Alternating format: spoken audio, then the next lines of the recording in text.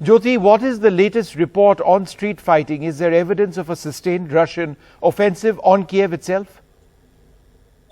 At this point, a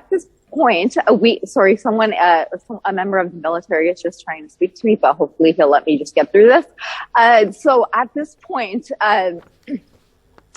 there has been gunfire coming from on the west side of Kyiv. In terms of street fighting, I'm sorry, I can't give you an accurate description of that because I've just been in this area just for this recent bit of time. But I have heard from sources that there has been some active fighting in areas sort of more on the outside, not actually in central Kyiv.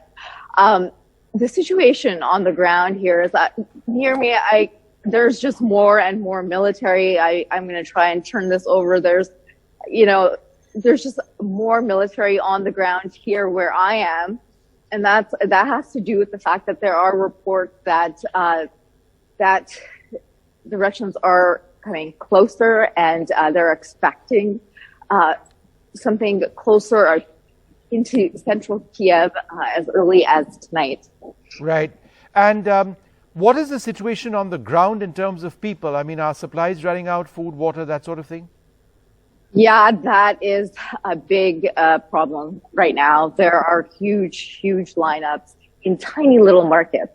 So about 2 days ago, the shelves in big markets were quite bare, and they started shutting their doors very early 2 days ago, yesterday, and then now we've just got sort of local, tiny, your corner store, convenience kind of market.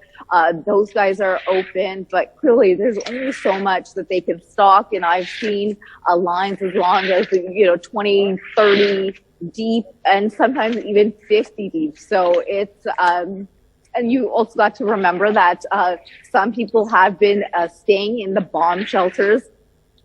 As of last night, I started seeing the bomb shelters fill up yesterday morning to afternoon, and then in the evening there were just a huge number coming in, and then no one left those shelters till about 10 o'clock this morning. Mm-hmm. That's when I saw people finally getting out, and so they were going directly to these markets and trying to get as many supplies as they could, because it seems like they're going to be in it for the long haul. What about fuel? Is that available in Kyiv? Are vehicles moving around? Are petrol pumps open? I've